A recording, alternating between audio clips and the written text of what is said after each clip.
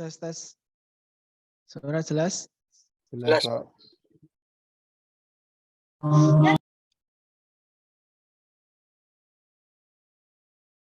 Oke, sudah banyak yang bergabung. Baik, kita mulai ya. Bismillahirrahmanirrahim. Assalamualaikum warahmatullahi wabarakatuh. Waalaikumsalam warahmatullahi wabarakatuh. Selamat malam rekan-rekan mahasiswa. Kita jumpa kembali di malam hari ini di perkuliahan Arsitektur dan Organisasi Komputer.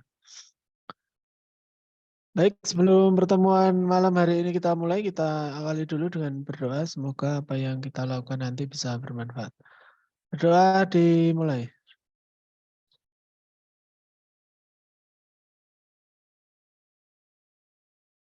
Cukup? Ya, silahkan dihidupkan dulu kameranya. Saya presensi dulu.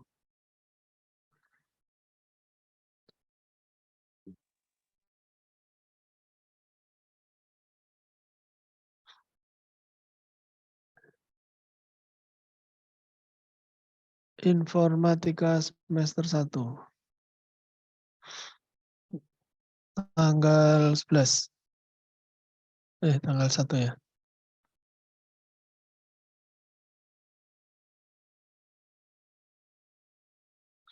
Ahmad Zaran Diatmoko.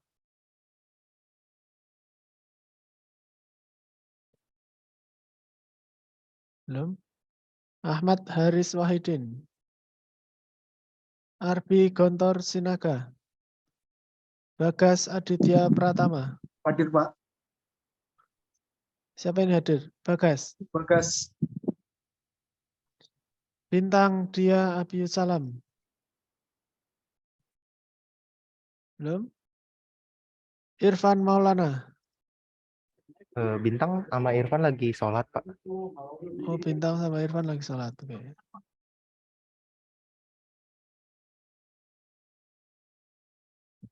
Maher Zainuddin Mukti Umar. Muhammad Khairi.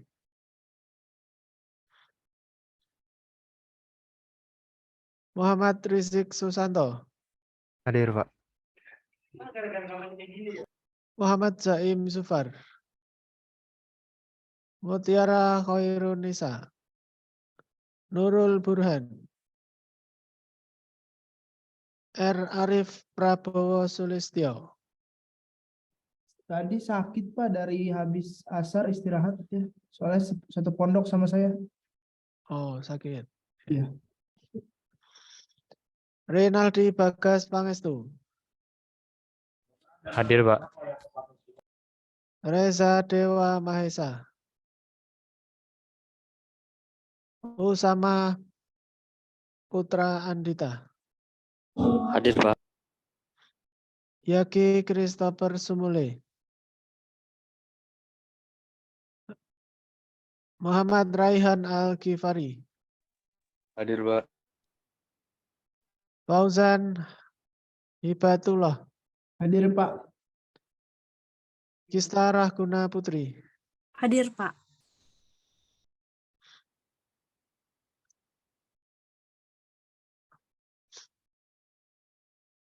SI semester 5. Pak, maaf, tadi saya ketinggalan. Siapa namanya? Irfan Maulana, Pak, Informatika. Irfan Maulana, oke.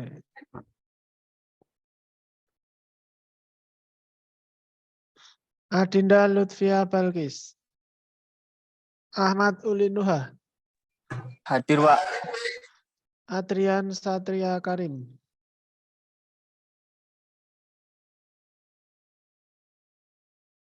Fahrul Rahim.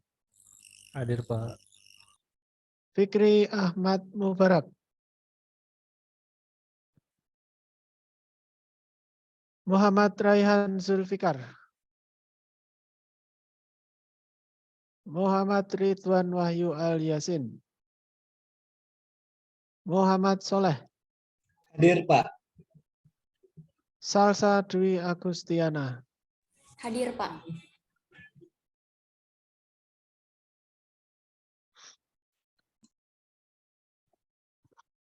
TI semester 5.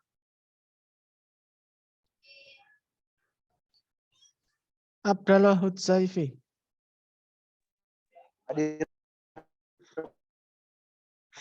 Atta Esa Nugraha. Hadir, Pak. Hadir. Doni Wahyudi. Hadir, Pak. Hadir. Fadli Marcelo Manalu.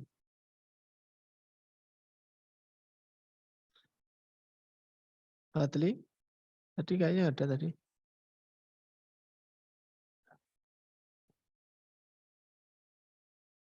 Azul di chat, Pak. Oh, iya. Lagi masih kerja nih. Fajar Kurniadi. Hadir, Pak. Leonis Firdaus. Maman Sulaiman. Raka Fadila. Reza Nur Arifin. Lagi di jalan, Pak, dia, Pak. Si Reja. Redwan Prastia.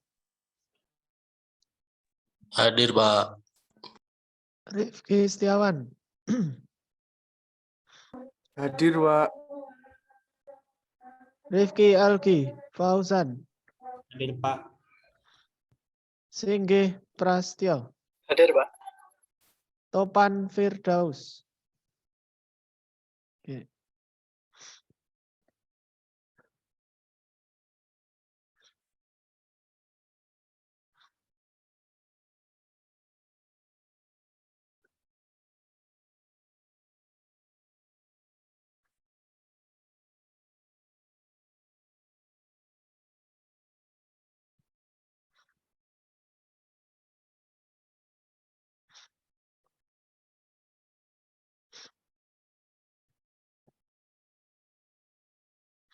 Ya, kemarin kita sudah membahas ya tentang memori, khususnya di memori utama ya, atau dynamic RAM atau DRAM.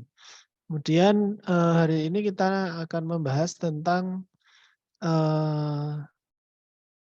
memory cache. Jadi memory cache, kemudian nanti bagaimana algoritma dari sistem penggantian memori. Maksudnya pada saat data itu masuk ke dalam blok-blok memori itu ada beberapa algoritma yang dipakai ya. Nanti kita bahas untuk algoritma pergantian sel memori.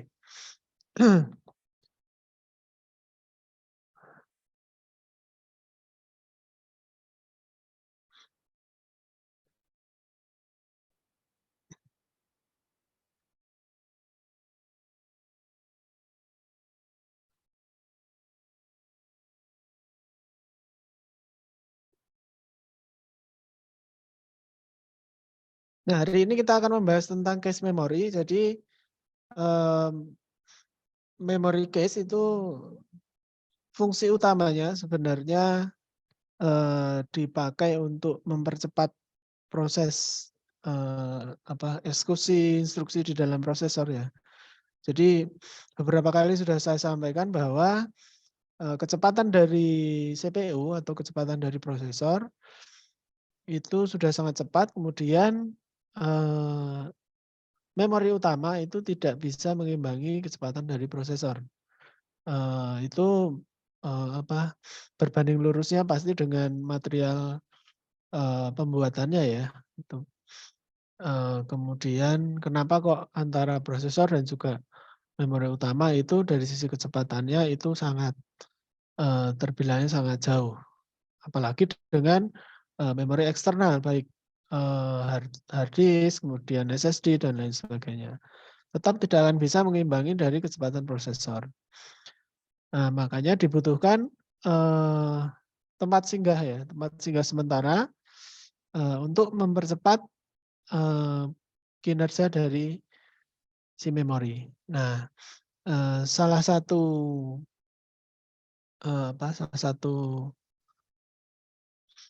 material yang dipakai untuk mempercepat kinerja memori utama untuk bisa mengimbangi dari kinerja prosesor itu adalah cache memory. Nah, kalau kita lihat di spesifikasi komputer kita masing-masing, maka kita akan melihat level, ada L1, L2, L3. Nah, itu adalah cache memory yang berada di baik di prosesor, kemudian ada juga di mainboard. Nah, L1 itu maksudnya adalah level 1, level 2, dan seterusnya. Nah, pembagian level itu juga menentukan tingkat kecepatan dari si cache memory itu sendiri. Baik, nanti kita akan membahasnya secara lebih mendalam.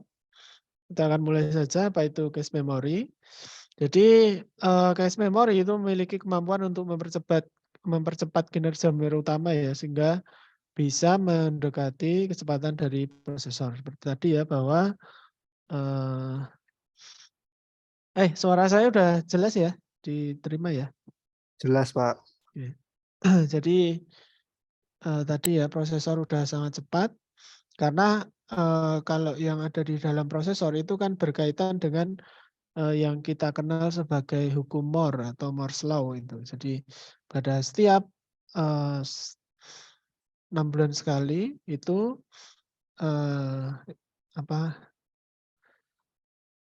IC yang berada di dalam prosesor itu bisa meningkat 2 kali lipat.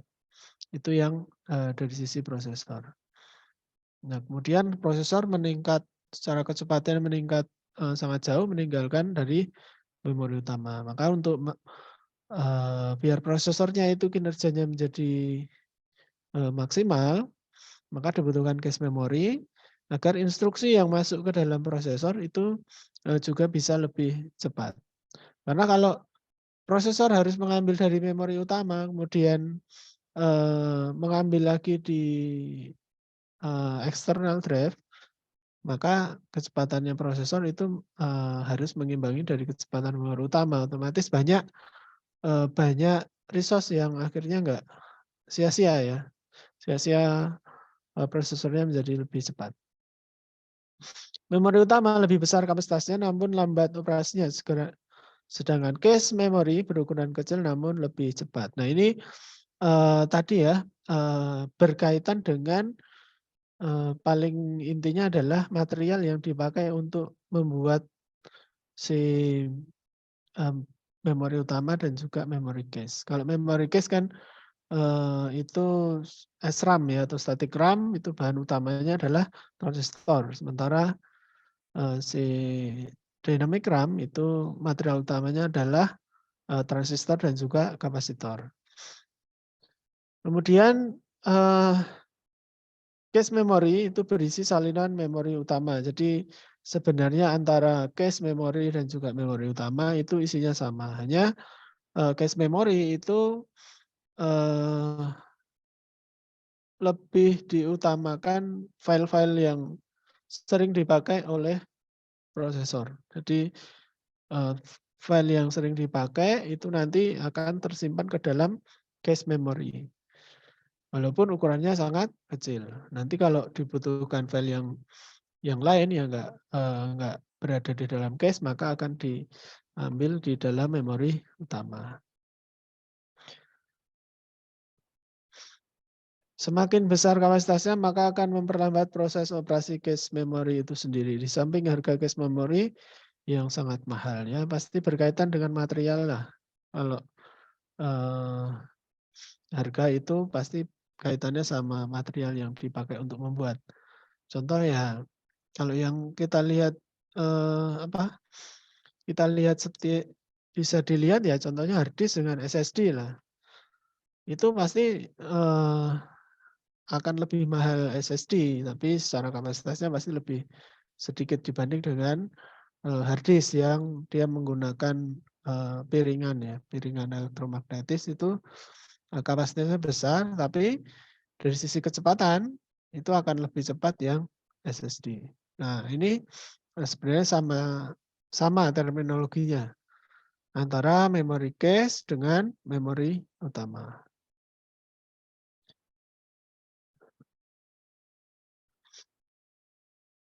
Memory cache juga disebut memori CPU.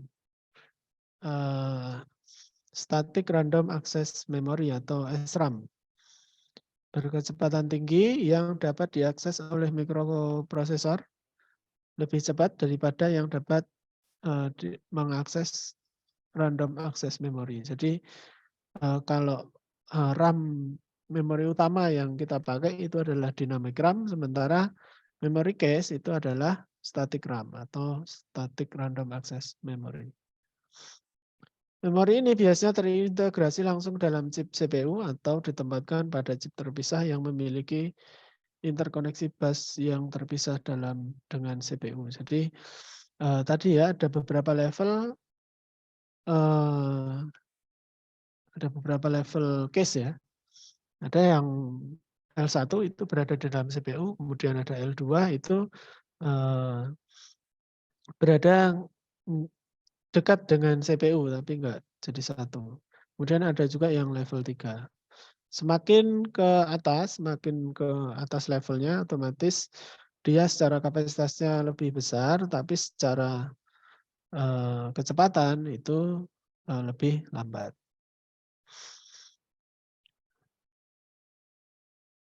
Dalam terminologi hardware, memori berkecepatan tinggi yang menjembatani aliran data antara prosesor dengan memori utama biasanya memiliki kecepatan yang rendah. Dalam terminologi software, tempat penyimpanan sementara untuk beberapa file yang sering diakses. Nah, jadi kalau dari sisi hardware-nya itu menjembatani ya antara prosesor dengan memori utama. Jadi antara di tengah-tengah itu ada cache dan kapasitasnya nggak terlalu besar. Nah, itu untuk file-file yang sering dipakai dalam instruksi prosesor. Nah, itu akan tersimpan di dalam cache memory. Nah, untuk metode atau algoritma yang dipakai nanti akan dibahas di berikutnya.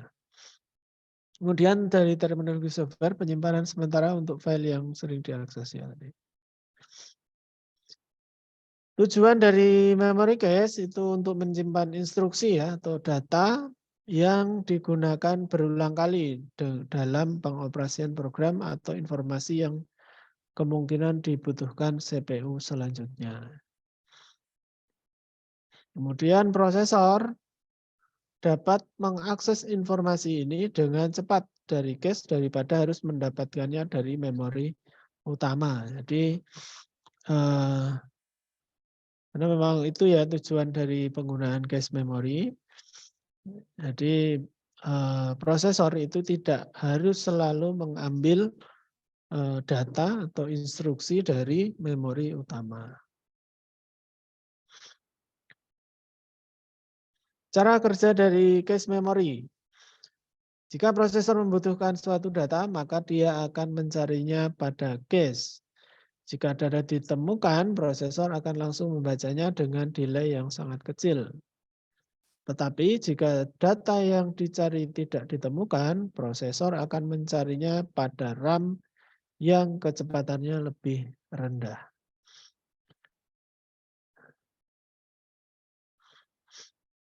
Kemudian pada umumnya cache dapat menyediakan data yang dibutuhkan oleh prosesor sehingga pengaruh kerja RAM yang lambat dapat dikurangi.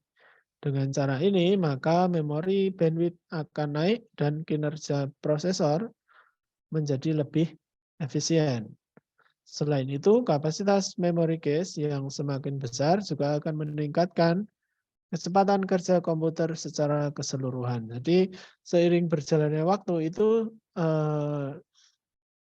kapasitas dari cache itu juga semakin besar. Jadi dia bisa menampung data yang lebih besar otomatis. Nah, itu juga menjadi pertimbangan ya dalam kita memilih spesifikasi hardware komputer ya. Kita juga harus melihat seberapa besar dan juga seberapa banyak cache memory yang ada di dalam sistem komputer itu. Jadi bisa disimpulkan bahwa fungsi dari cache memory itu adalah mempercepat akses data pada komputer, kemudian meringankan kerja prosesor. Jadi daripada mengambil data dari memori utama, kalau sudah tersedia dalam cache pasti akan lebih cepat karena dari sisi jarak tempuh antara prosesor dengan cache dan juga prosesor dengan memori utama otomatis lebih pendek dari prosesor ke cache memori. Kemudian menjembatani perbedaan kecepatan antara CPU dan memori utama. Jadi itu tadi ya, kecepatan dari memori utama itu tidak bisa mengimbangi dari kecepatan CPU. Maka dibutuhkan cache memori untuk menjembatani dari sisi kecepatan prosesor. Kemudian dapat juga meningkatkan atau mempercepat kinerja dari memori utama itu sendiri. Nah, cache memory itu umumnya mempunyai beberapa level ya. Nanti bisa dicek di komputernya masing-masing. Ada level 1, kemudian ada level 2, kemudian ada level 3. Ada juga yang hanya level 1 dan level 2. Nah, level 1 adalah sebuah internal cache yang menghuni bagian di antara CPU dan dynamic RAM. Cache ini memiliki kecepatan akses paling tinggi. Nah, ukuran memori berkembang mulai dari 8 KB, 64, dan 128. Jadi kapasitasnya kecil ya untuk memory cache. Level 2, external cache, yang mempunyai kapasitas lebih besar, berkisar antara 256 sampai 2 MB. Namun soal kecepatan L2 lebih lambat dibanding dengan L1. Begitu juga yang berikutnya level 3 cache yang biasanya terdapat dalam komputer model baru yang mempunyai lebih dari 1 unit prosesor, misalkan dual core atau quad core. L3 berfungsi untuk mengatur data yang diakses dari L2 cache dan masing-masing inti prosesor. Jadi itu fungsinya dari masing-masing level, baik dari level 1, level 2, dan level 3. Jadi semakin meningkat levelnya, maka dari sisi kapasitas menjadi lebih besar, tapi dalam tingkat kecepatannya menjadi lebih lambat. Gitu. Yang paling cepat itu adalah level 1, karena dia berada di ada yang di dalam prosesor, kemudian ada juga yang di antara CPU dan dynamic RAM. Nah, kalau kita melihat gambarnya ya di screen itu antara CPU, kemudian ada cache, baru ke memori utama.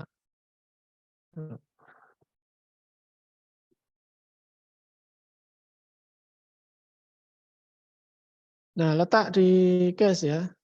Nah, ini misalnya ini mikroprosesor ya, kemudian L1-nya itu berada di jadi 1 di dalam prosesor, kemudian level 2 itu berada sangat dekat sekali dengan prosesor.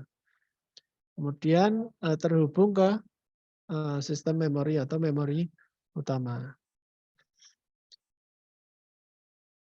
Terdapat di dalam prosesor atau on chip, cache internal diletakkan dalam prosesor sehingga tidak memerlukan bus eksternal. Jadi semakin dia dekat dengan prosesor atau semakin dekat dengan intinya ya, otomatis nggak akan membutuhkan external bus yang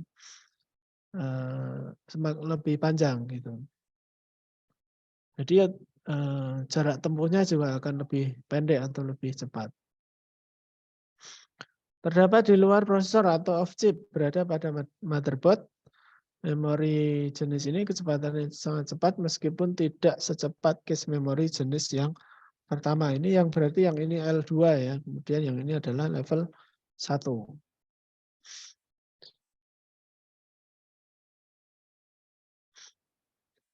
Level 1 terintegrasi dengan chip prosesor. Artinya letak L1 cache sudah menyatu dengan chip prosesor. Nah, itu berada langsung di dalam prosesor. Kemudian level 2 ada yang menyatu dengan chip prosesor, ada pula yang di luar chip.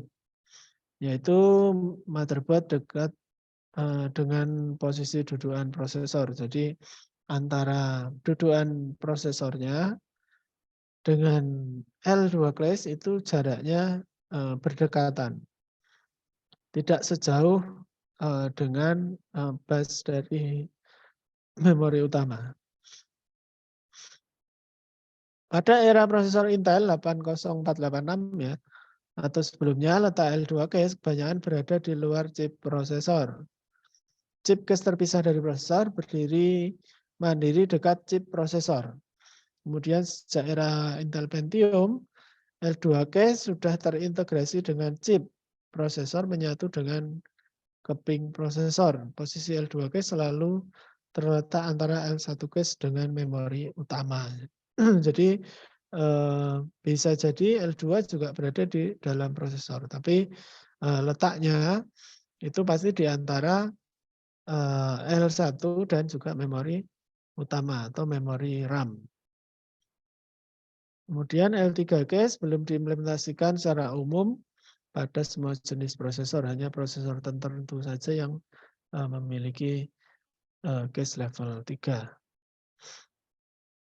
Nah, ini dulu ya arsitektur komputer itu ada juga yang tidak menggunakan cache memori. Contohnya dulu ada seri Intel Celeron pada tahun 98. Nah, itu mungkin maksudnya adalah untuk apa? Untuk agar supaya prosesornya menjadi lebih murah ya. Bahkan memang kalau dibandingkan dengan generasinya itu Intel Celeron itu cukup murah, tetapi dia nggak mempunyai cache. Maka kecepatannya akan sangat buruk sekali. Jadi Intel Celeron ini termasuk generasi prosesor yang nggak diminati ya di pasaran karena kinerjanya yang sangat buruk. Maka kita kalau memilih prosesor maka harus juga mempertimbangkan dari sisi memory cache-nya juga. Nah, kemudian ini apa ini? AMD mengeluarkan prosesor K5 dan K6 dengan cache yang besar. Kinerjanya tidak bagus. Jadi belum tentu juga kalau misalkan cache memorinya besar itu kinerjanya menjadi lebih baik ya. Karena ini terbukti dengan munculnya AMD ya. Yang dulu prosesor K5 dan K6 yang zaman dulu. Itu cache memorinya besar dibandingkan dengan generasi prosesor yang sama, tapi kinerjanya nggak bagus. Karena sebenarnya harus saling kompatibel ya antara prosesor, kemudian cache memori, kemudian bus, kemudian memori utama. Nah itu harus harus sinkron semuanya. Mungkin dari sisi ini cache memorinya besar, tapi sistem busnya masih belum mendukung. Bisa jadi juga seperti itu.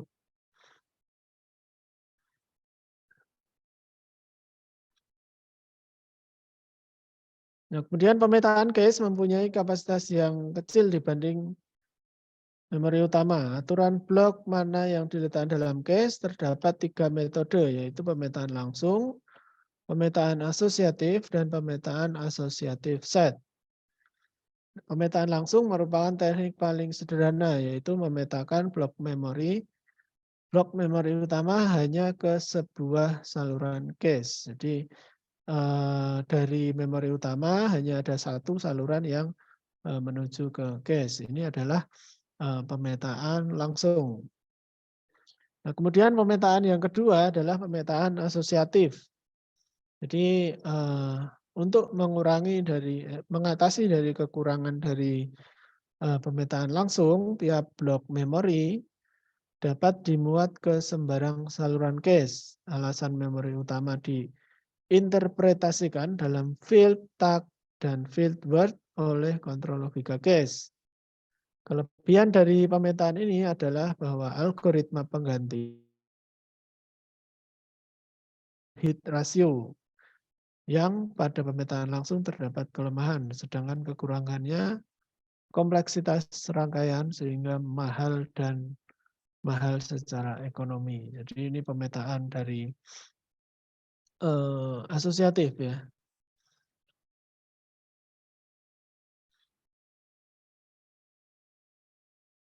Ada dia bisa dari memori utama ya, itu dimasukkan ke dalam beberapa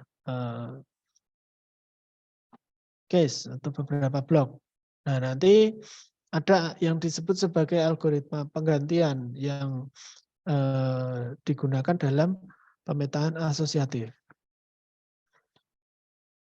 Kemudian asosiatif set itu menggabungkan kelebihan dari pemetaan langsung dan pemetaan asosiatif. Memory case dibagi dalam bentuk set alamat memori utama diinterpretasikan dalam 3 field, yaitu field tag, field set, dan field word. Setiap blok memori utama dapat dimuat dalam sembarang saluran case. Jadi ini juga hampir sama ya dengan tadi yang asosiatif. Dia bisa dimasukkan ke dalam beberapa saluran, tapi juga memanfaatkan dari metode yang pemetaan langsung. Jadi penggabungan antara metode asosiatif dan juga metode pemetaan langsung disebut sebagai associative set. Nah, kemudian ada yang disebut sebagai algoritma penggantian. Jadi bagaimana data itu dimasukkan ke dalam sel-sel memori, itu ada beberapa algoritma yang dipakai. Nah, itu algoritma penggantian merupakan suatu mekanisme penggantian blok-blok dalam memori case yang lama dengan data baru. Pemetaan langsung tidak memerlukan algoritma ini. Jadi dalam pemetaan langsung itu tidak menggunakan algoritma penggantian ya, dia langsung. Nah, pemetaan asosiatif dan asosiatif set berperan penting meningkatkan kinerja cache memori. Algoritma LRU atau Least Recently Used, yaitu mengganti blok data yang terlama berada dalam cache dan tidak memiliki referensi. Jadi misalkan datanya itu sudah berada di dalam cache dalam jangka waktu yang lama dan itu tidak dipakai, maka dia akan apabila ada data baru, maka akan data yang lama itu akan dihapus dari cache, kemudian akan diisi dengan data yang baru. Nah, kemudian algoritma yang kedua itu adalah algoritma first in, first out atau FIFO, yaitu mengganti blok data yang awal masuk. Jadi dia akan berputar ya, seperti circle ya. Siapa yang misalkan ada data baru masuk, maka sebelumnya data yang pertama kali masuk akan dibuang atau diganti. First in, first out. Kemudian algoritma least frequently used atau LFU. Mengganti blok data yang mempunyai referensi paling sedikit. Jadi kalau LFU itu dia akan mengganti data berdasarkan dari jumlah akses dari prosesor. Maksudnya adalah seberapa banyak data itu dibutuhkan oleh prosesor. Nah, semakin dia tidak sering dipakai oleh prosesor, maka dia akan berpeluang untuk diganti oleh data yang baru. Nah, itu adalah algoritma jenis LFU atau Least Frequently Used. Nanti masing-masing algoritma akan saya jelaskan bagaimana proses penggantian datanya. Algoritma random yaitu penggantian tidak berdasarkan pemakaian data, melainkan berdasarkan slot dari beberapa kandidat secara acak. Nah, ada juga algoritma random ya.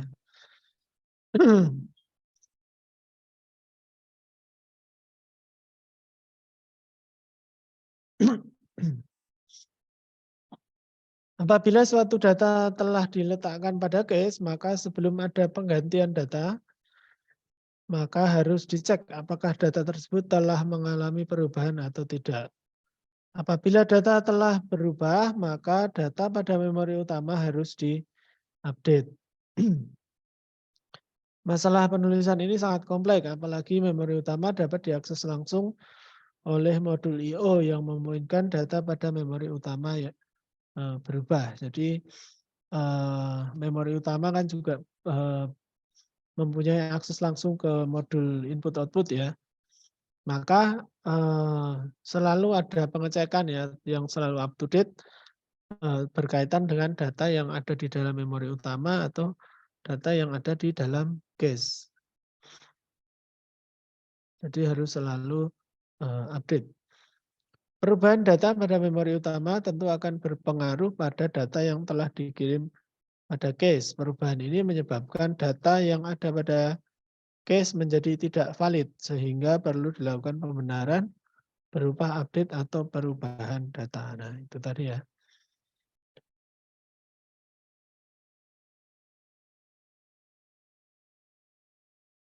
Nah, kemudian selain cache yang berada di dalam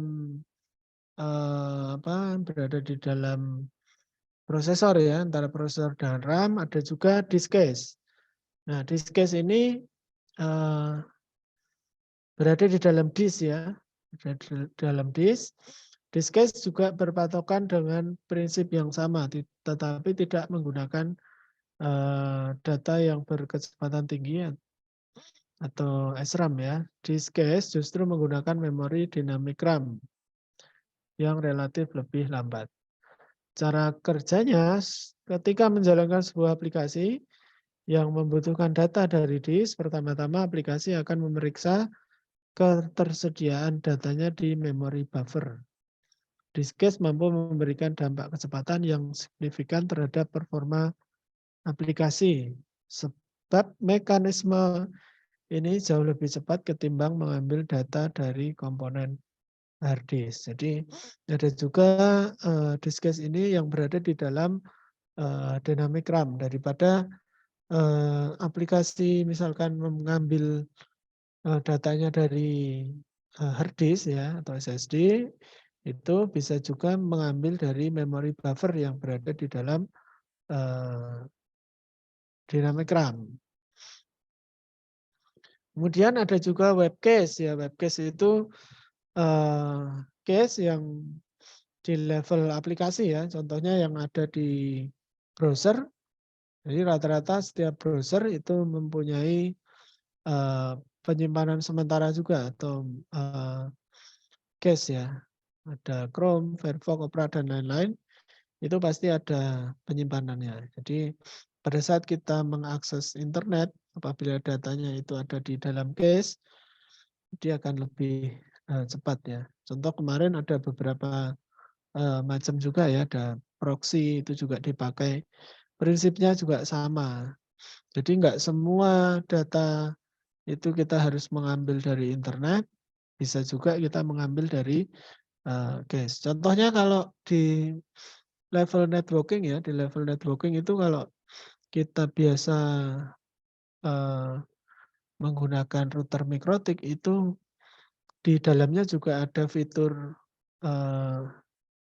proxy ya, web proxy. Ada fitur web proxy itu juga fungsinya hampir sama, itu juga sebagai memory cache.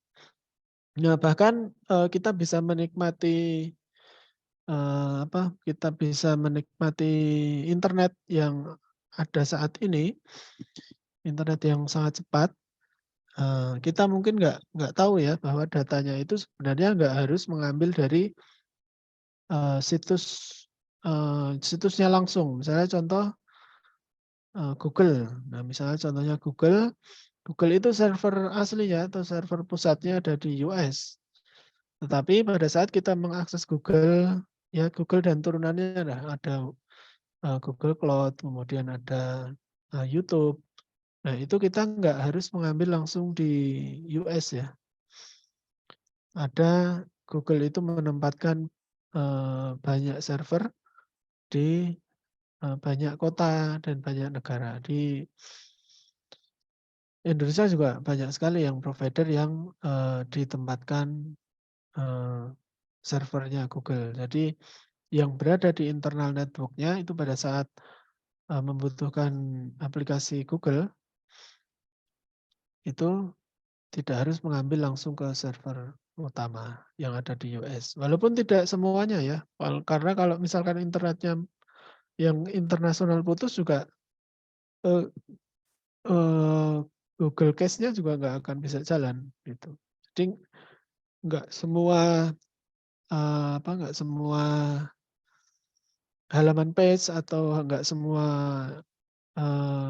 konten Google itu dimasukkan ke dalam case itu. Tuh. Rata-rata sekarang kalau yang konten besar ya itu pasti mempunyai case ya. Contohnya yang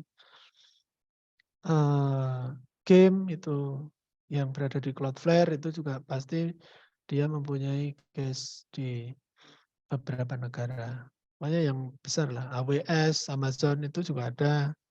Kemudian apalagi ya, Facebook itu pasti. Di banyak negara juga dia menempatkan banyak server. Nah, kemudian coba saya perlihatkan ya. Dengan contohnya.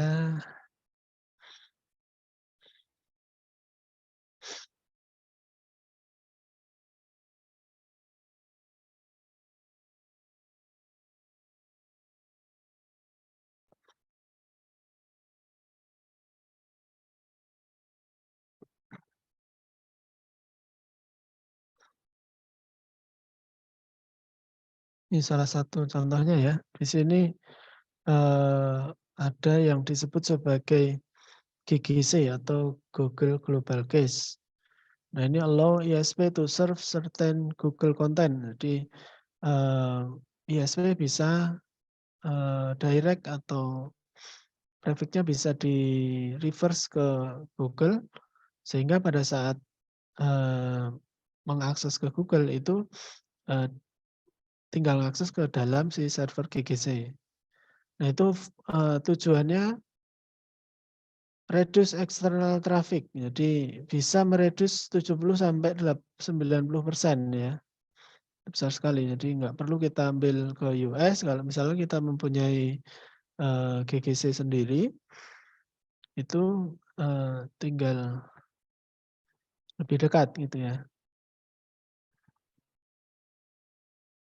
Nah, ini ada berbagai macam.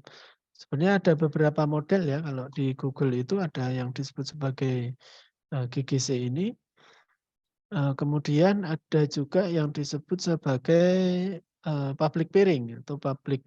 Kita bisa langsung peering dengan Google melalui melalui public peering. Jadi kita misalkan mempunyai direct peering ke exchange ya, misalkan ke Jakarta, JKTIX atau OpenIX atau IIX. Nah, yang misalkan di dalam kontennya si OpenIX itu misalkan sudah mempunyai direct peering ke Google misalkan. Nah, itu kita juga bisa melakukan public peering ya dengan Google. Itu sebutannya adalah public peering. Nah, jadi kita bertukar informasi tabel routing dengan IP-nya Google gitu. Nah, ini berbagai macam ini ya. Kemudian kita juga bisa mendapatkan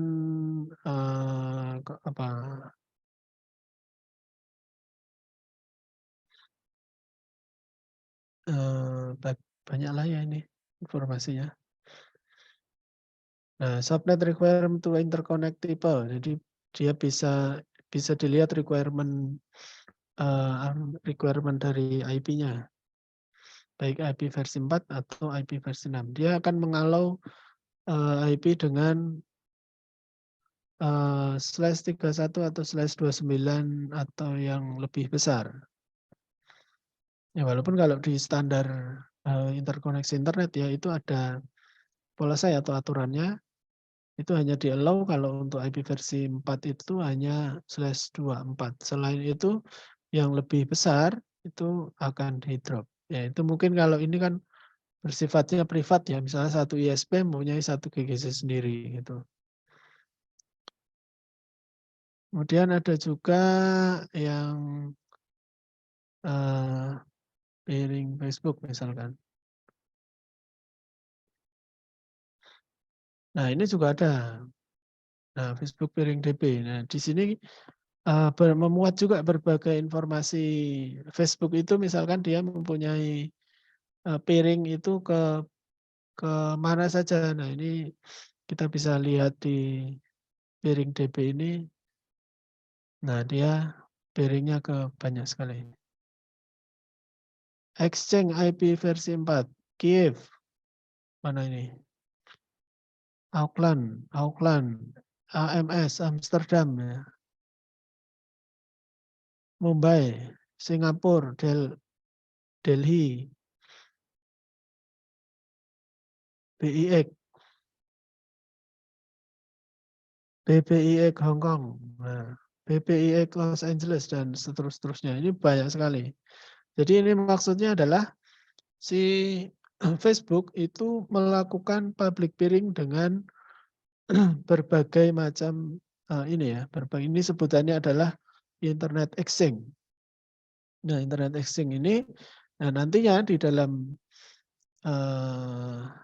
Internet Exchange ini itu kan ada berbagai macam provider yang masuk ke dalamnya ya. Jadi dia bisa memanfaatkan kontennya dari kontennya di Facebook.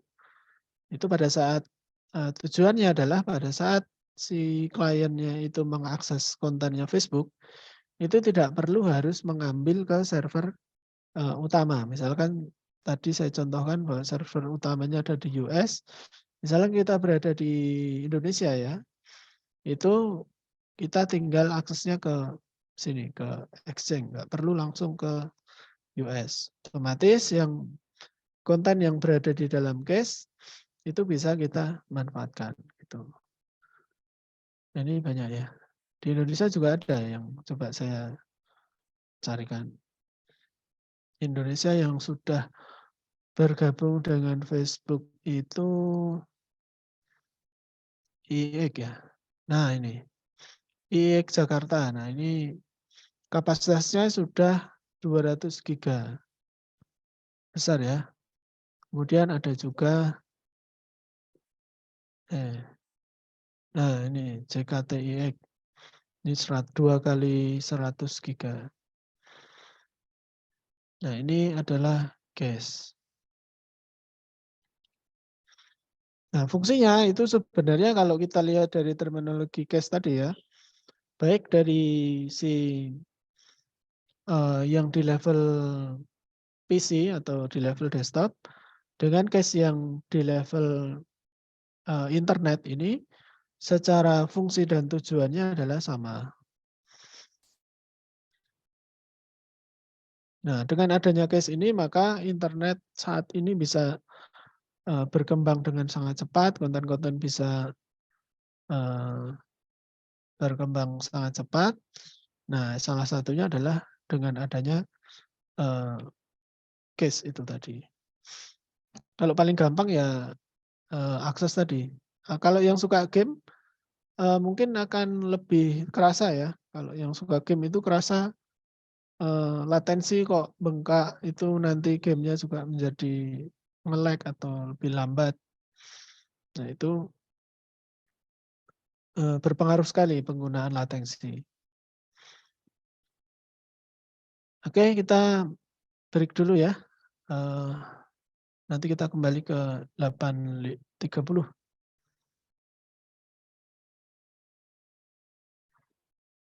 Nah, ini kok banyak yang pergi nih. Tinggal Waduh. 22 orang. Kita break dulu ya, nanti kembali pukul 8.30. Siapa? Oke, Pak. Oke, Pak.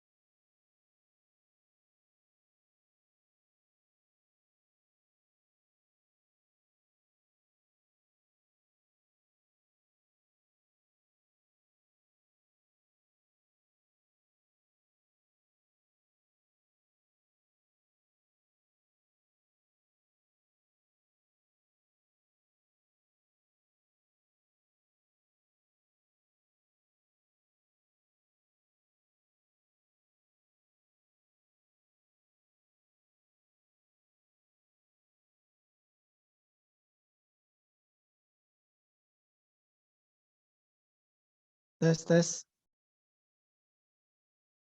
Tapi nggak tahu WhatsApp. Kedengeran, Pak. Ya, dihidupkan dulu kameranya.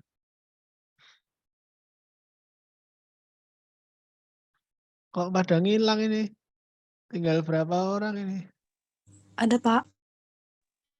Lagi pada jamaah kali, Pak. Apa? Hadir, Pak.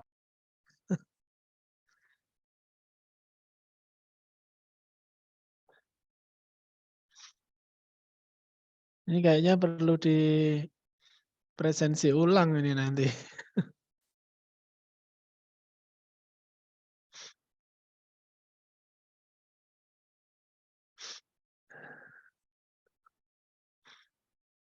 Ya, sebelum saya lanjutkan mungkin ada pertanyaan dulu. Belum ya. Oke, kita akan melanjutkan tentang tadi kan ada beberapa algoritma ya yang dipakai dalam algoritma penggantian case. Itu ada beberapa macam ya, ada Vivo, kemudian ada LRU, kemudian ada LFU.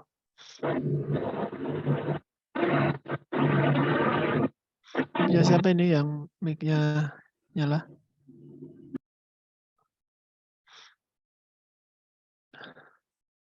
Nah, kita akan bahas satu persatu ya untuk algoritma penggantian case.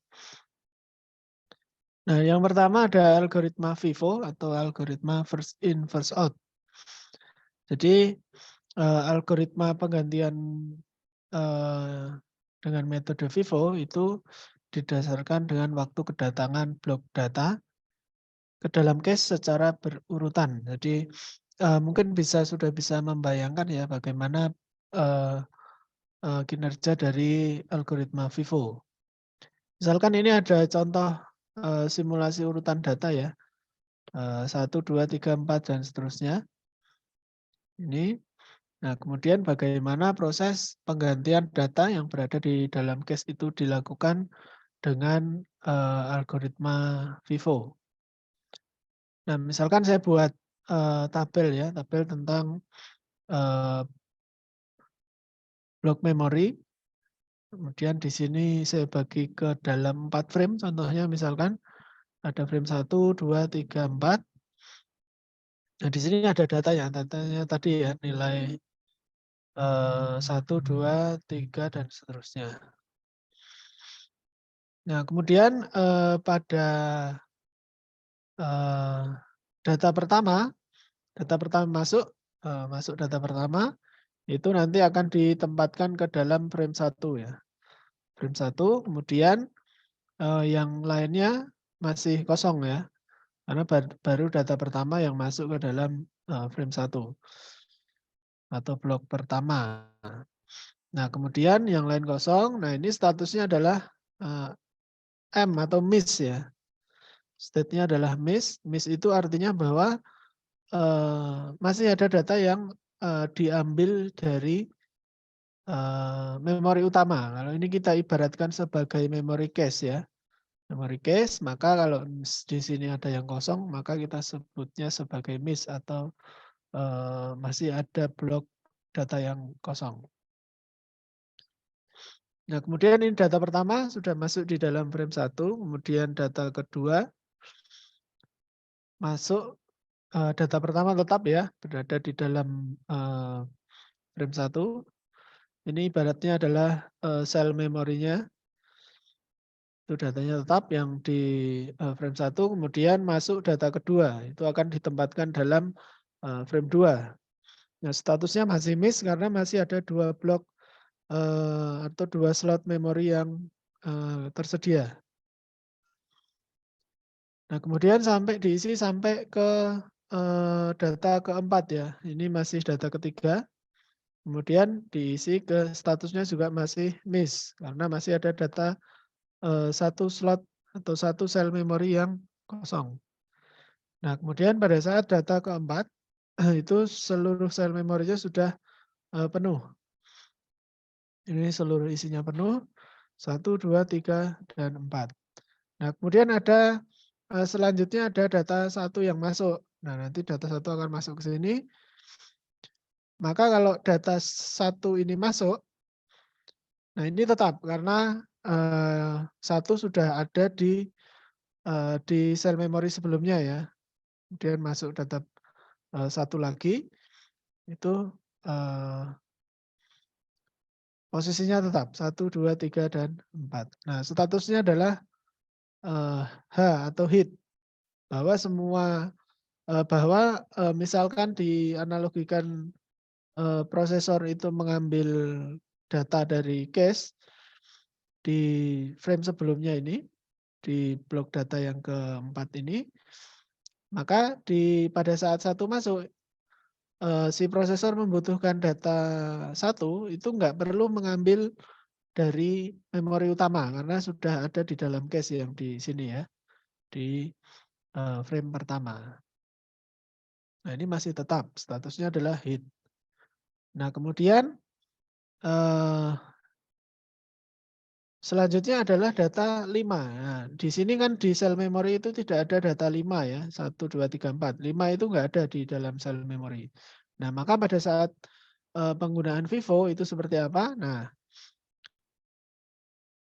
5 masuk, dia akan mengganti data yang pertama kali tadi masuk.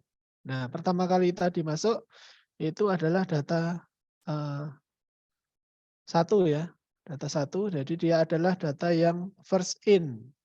Maka kalau dia first in, maka dia akan keluar sebagai data yang first out atau data pertama yang akan dikeluarkan.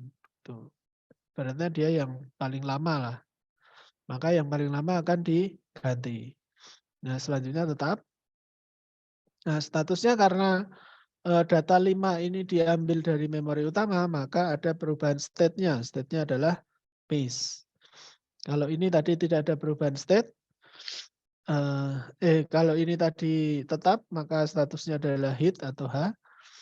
Maka pada saat data frame pertama ini mengambil dari memori utama, maka statusnya adalah miss. Nah, kemudian kita lanjut ke data berikutnya, data keempat ya. Data keempat. Nah, di frame sebelumnya, di blok data atau sel memori sebelumnya itu sudah ada data 4. Maka dia akan tetap 5, 2, 3, 4 seperti sebelumnya. Nah, statusnya adalah hit karena dia tidak mengambil data dari memori utama. Nah, kemudian setelah itu ada data 1 lagi yang masuk.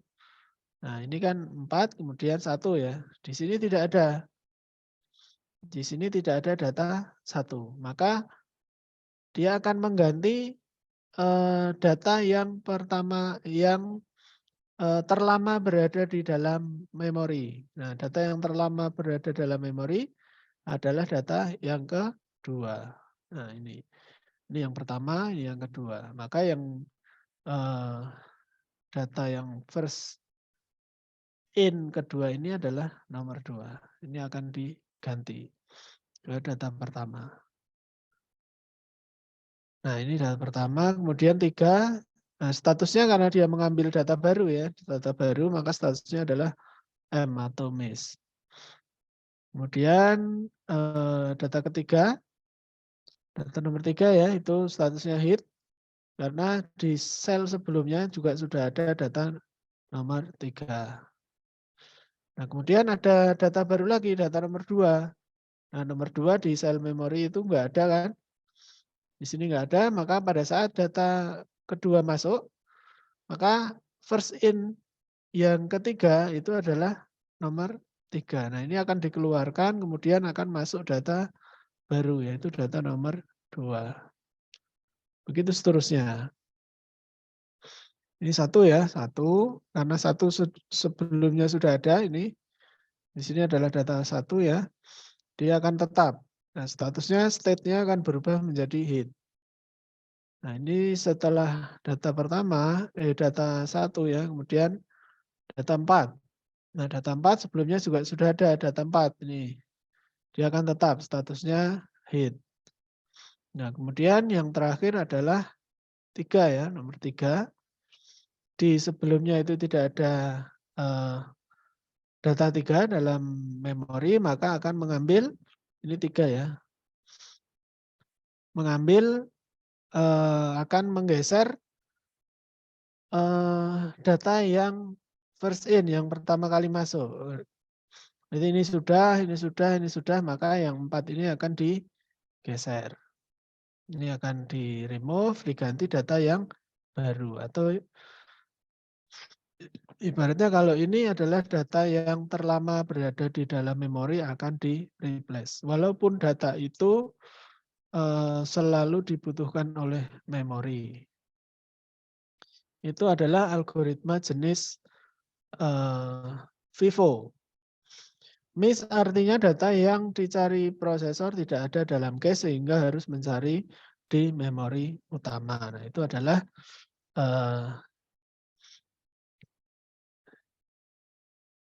artinya miss ya. Tadi ada miss, ada hit. Kalau hit berarti datanya sudah berada di dalam cache memori. Itu untuk analoginya. Itu yang tadi yang FIFO ya, yang first in first out. Kemudian bagaimana kalau dengan algoritma penggantian cache dengan metode LRU atau least recently used. Nah, algoritma LRU itu didasarkan pada waktu penggunaan yang paling lama.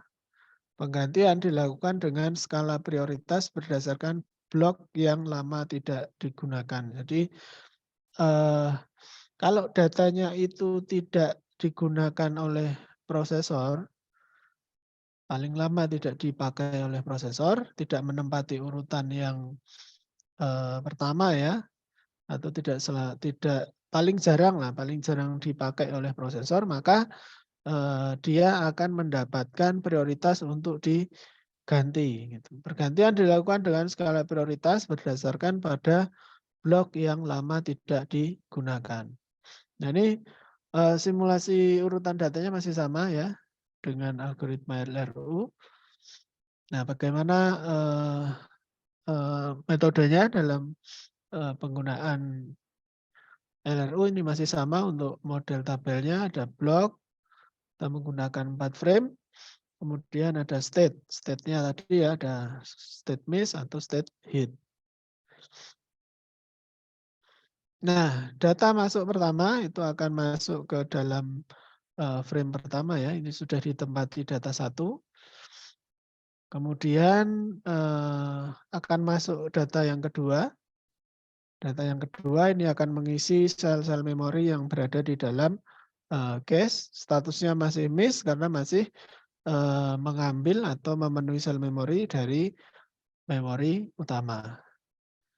Nah, kemudian sampai ke 4 ya. Ke 4 ini sudah memorinya sudah penuh.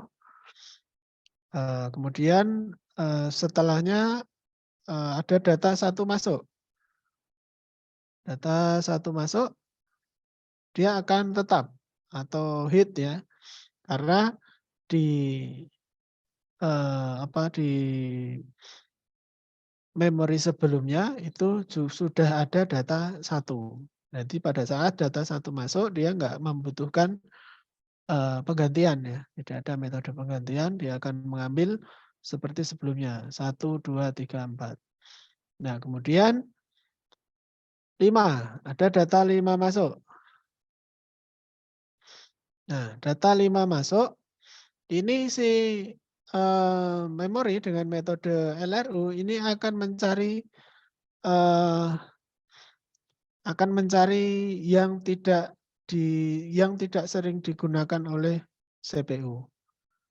Yang tidak sering digunakan oleh CPU adalah 2. Karena yang paling dekat adalah 1 ya, ini 1. Kemudian 4, kemudian 3. Ini ya yang berada di sini ya, 1, 1, 4, 3. Ini sering digunakan.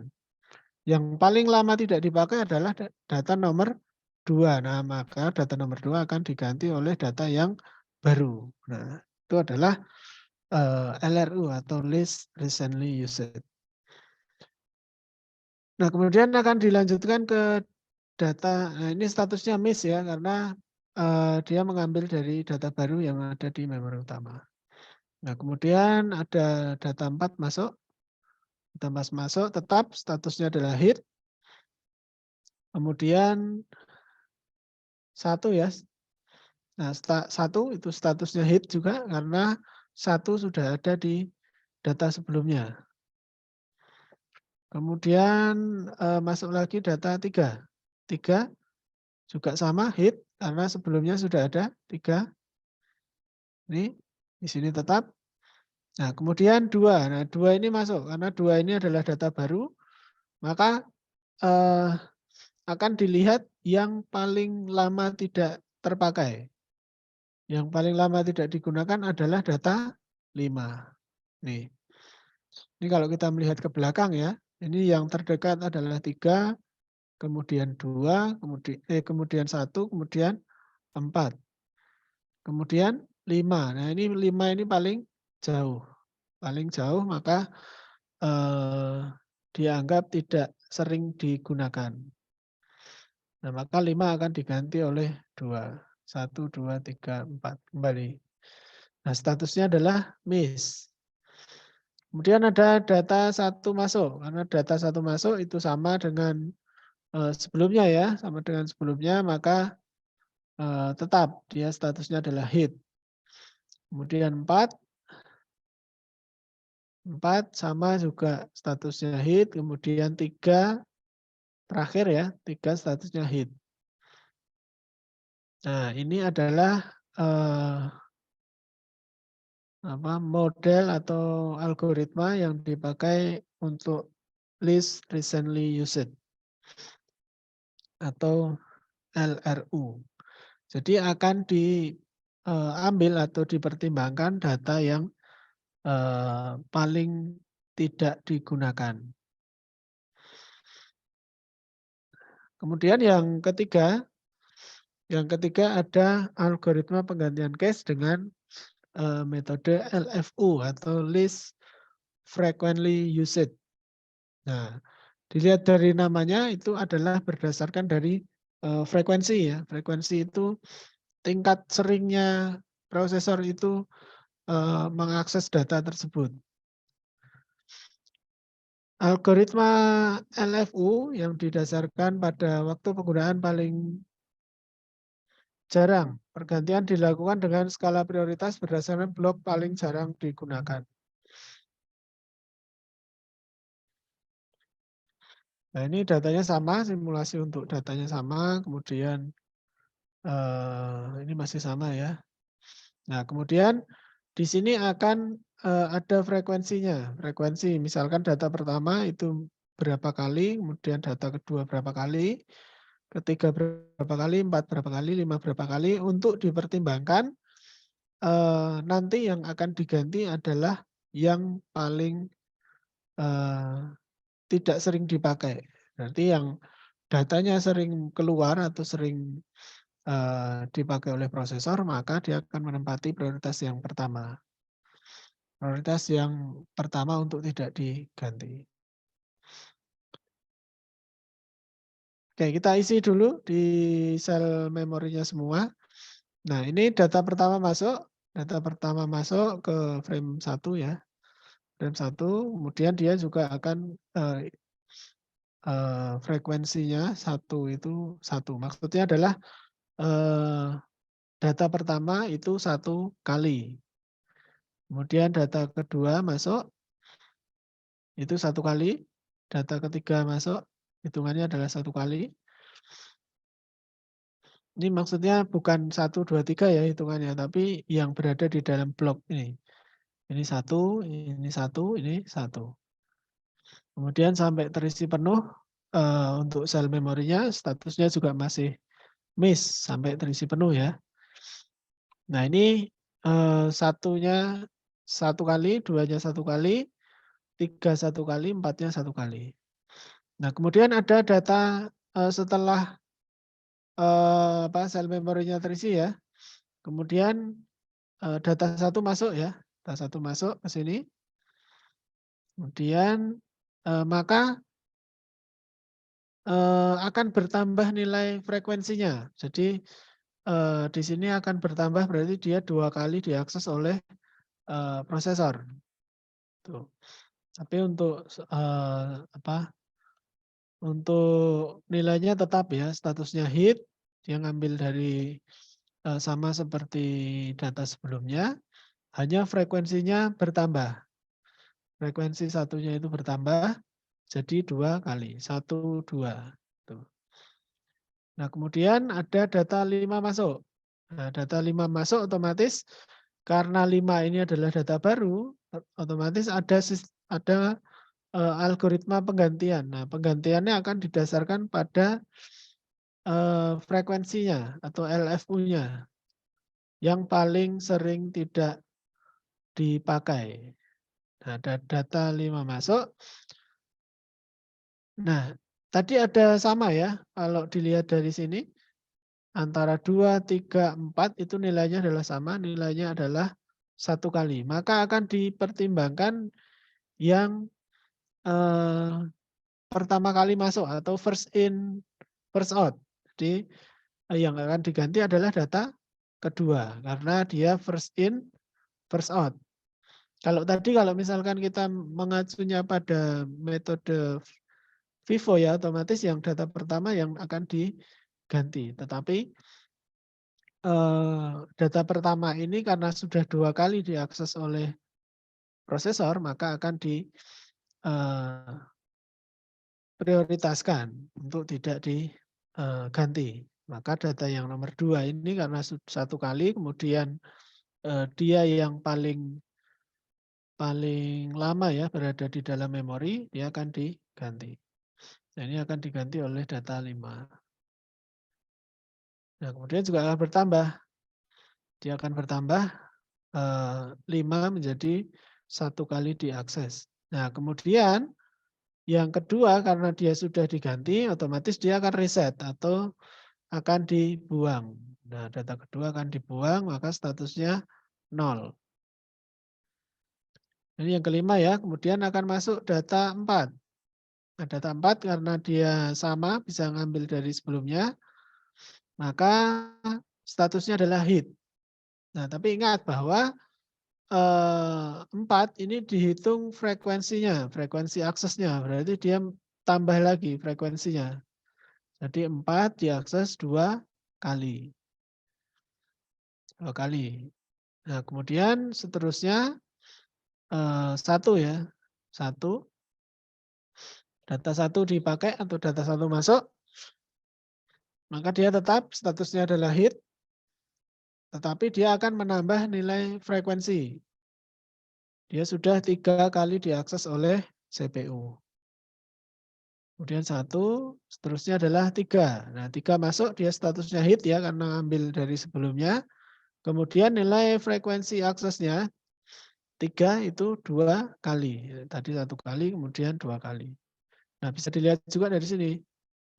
3, berarti 2 kali ya. Kemudian terjadi lagi algoritma penggantian karena masuk data 2. Data 2 di sini tidak ada. Maka yang akan diganti adalah yang paling sedikit diakses. Nah, yang paling sedikit diakses ya 1, karena yang lain sudah 2, 2, 3. Nah, ini. Nah, 5, nah 2 masuk, kemudian yang 5 akan di-reset. Seterusnya. Nah, ini 1 sudah 4 kali ya, 4 kali diakses. Nah, ini paling bertahan di cache ya, karena sering sekali diakses. Nah, kemudian setelah 1, 4. Nah, 4. Di sini yang akan diganti adalah data 5, karena 5 masih 1 ya. Ya. Yang diganti adalah data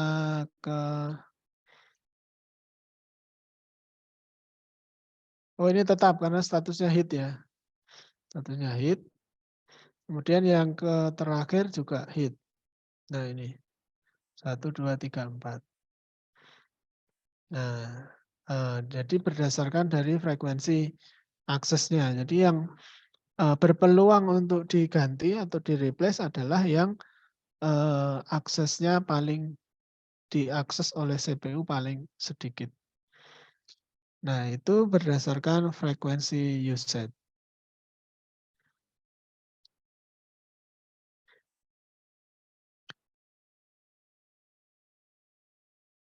Ya, itu tadi ya 3 algoritma yang dipakai dalam penggantian CPU, dalam penggantian akses CPU ada LRU, kemudian ada LFU, kemudian ada FIFO atau first in first out. Ya, sudah jam 9. Mungkin sebelum saya akhiri mungkin ada pertanyaan. Ini tinggal berapa orang ini?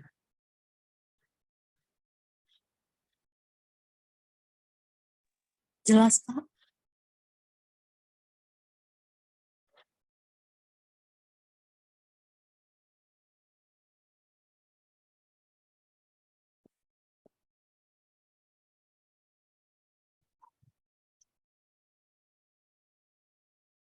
Baik, rekan-rekan, saya kira cukup untuk pertemuan kita di malam hari ini.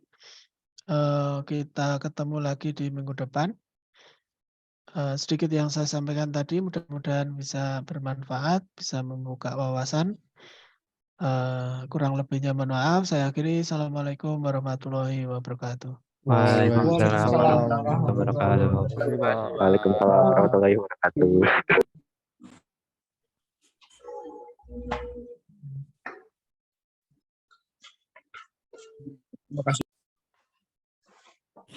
Info.